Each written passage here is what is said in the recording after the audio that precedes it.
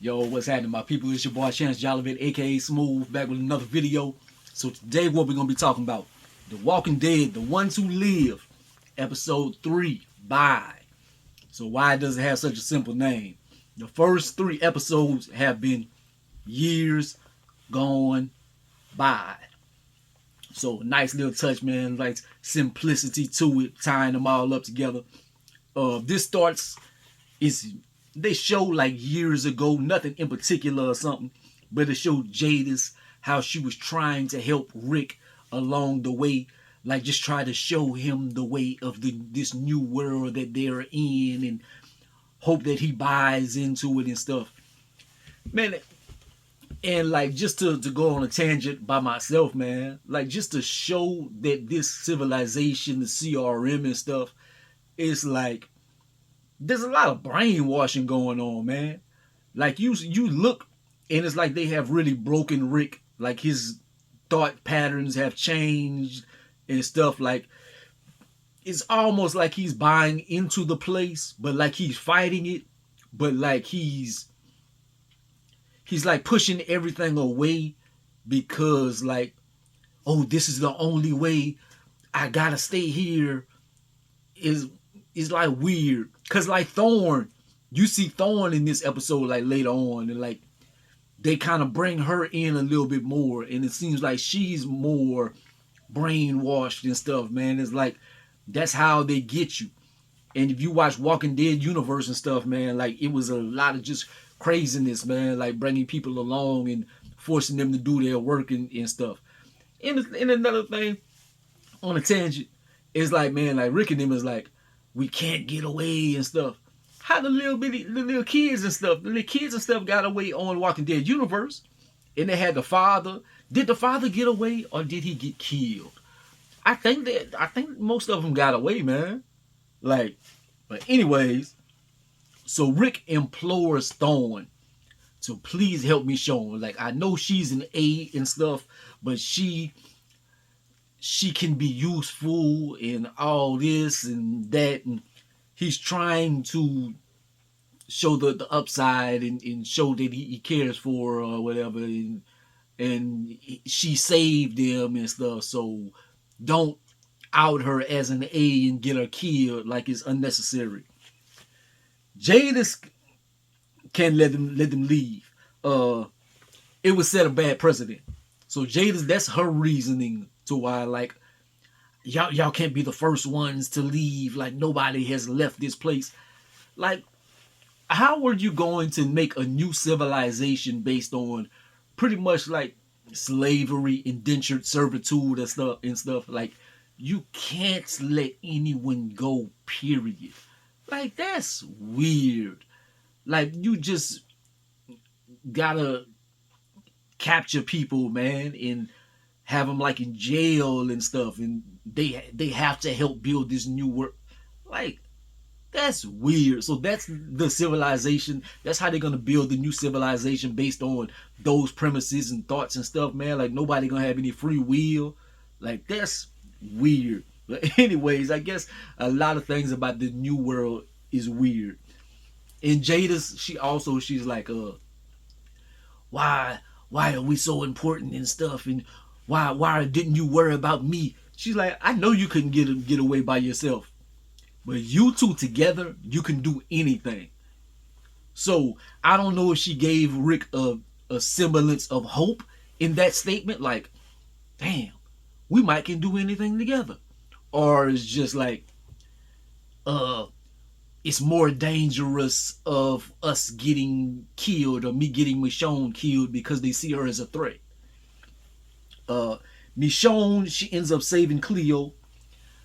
That's one of the little females that she's working out in the fields with. Not in the fields, but in the city, killing walkers and whatnot. And some of the walkers aren't actually dead, so they attack her, and she kills them in the most badass way. She kills a walker, and then they have a walker coming behind Cleo. She throws a walker head and kills another walker with a walker head.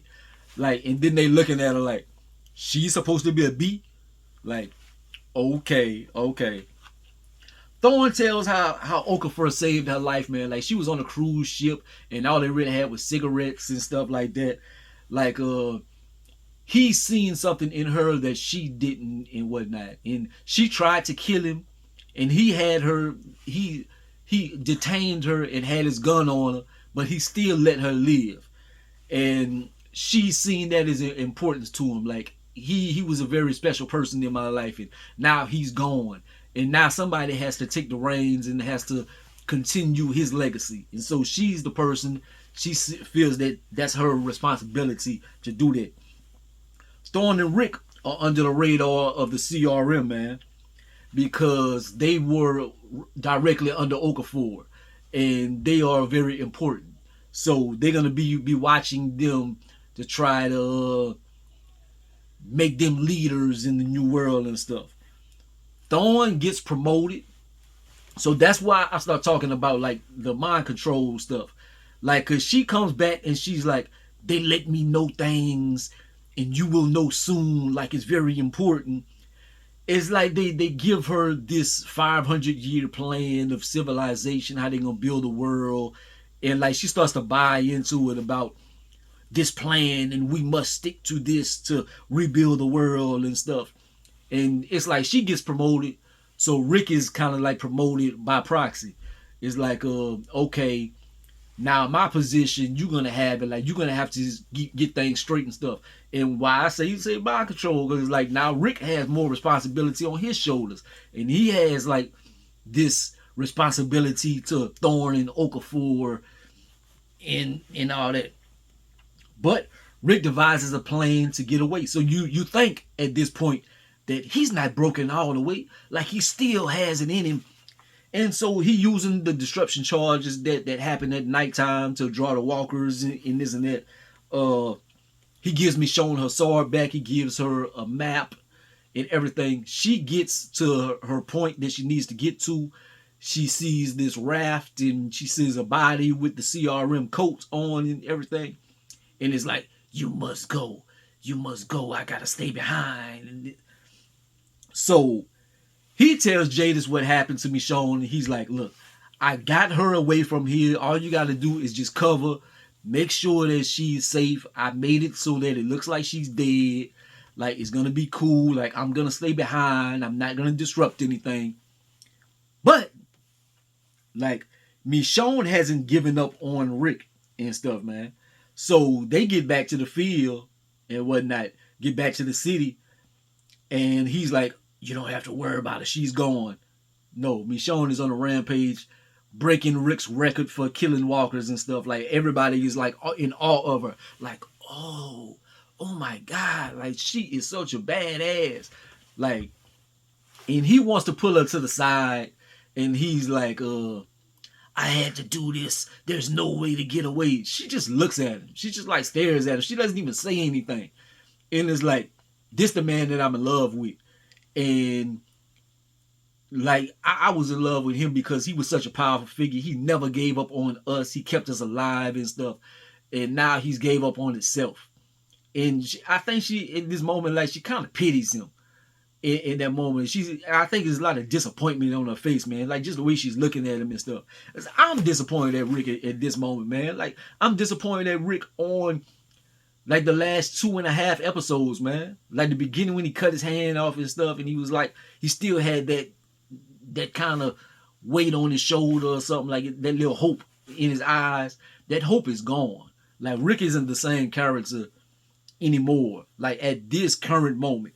It's possible Michonne can get it back to him inside of him or something, but at this point, it's not there, man. Michonne, she gets a moment to go into the city, and she sees the artist who did the phone pictures and stuff, and so she sees that Rick is still there. Like he didn't give up on him at a certain point in time, man. Like he really had love for him. He kept drawing Judas and Michonne and trying to keep them in his heart and stuff. And she knows that something bad had to happen for Rick to give up so much. And she was like, he found me, now I'm looking for him. And that's profound because it's like I found him. Like I see him physically, but he's not Rick. I really have to crack the code or something and get this mind control off of him. I really have to give the hope back to him to really get Rick back because Rick isn't here. And Homeboy has a profound statement: believe a little longer. That's what the picture, the original picture said, like in Japanese or whatever. Believe a little bit longer. So she got to believe in Rick that she gonna be able to get him out of this dark place. Thorn lets Michonne into the inner circle, just like Okafor did with Rick and stuff, and tells them about like the inner workings and about this plan. And so she goes along with it. And Thorn was, if she didn't go along with it, Thorn was plotting to kill her. But Rick was behind her, and he had his gun drawn. So, and the thing about it is, Thorn knew that Rick had the gun drawn because she like, you had your side piece. Oh, I was backing you up. But yeah, it was more to the story. They go on a mission. They're gonna have a summit with all of these big figures and stuff. It's gonna be everybody all together at once with the CRM. So how can you topple a big place like that? Kill all the leaders at one time. It's just something to look for in the future. But they go on a mission to clear these walkers and stuff. They're out in the woods and stuff. They tell Michonne to Dana to sit back and just observe and this and that. No kills. So they are trying to kill and this and that. Michonne, she goes off by herself. And she grabs this machine and she brings it to the middle. And it's to like blow up a bunch of walkers and whatnot, clear a lot of them. She goes and she starts pushing it. Rick starts pushing it along with her. So they have a moment of beauty with them. Like just you two together can do anything. And they go behind a tree and she's like, we can go. And he still doesn't have it in him. He's like, not this way. We can't. So they go back to fighting. And Michonne was told not to fight. Thorn is just looking at her and like, she's an A.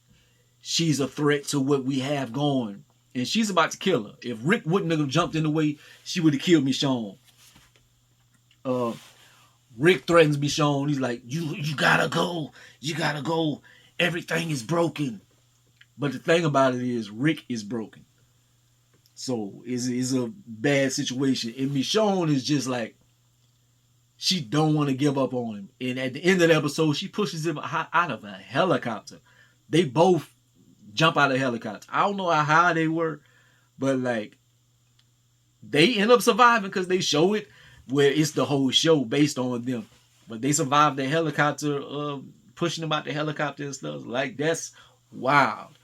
But this next episode, it should be them like out on their own, like fighting, and that's going to be beautiful to see them together away from the CRM and whatnot, and see if she gets that light back inside of them or something, man.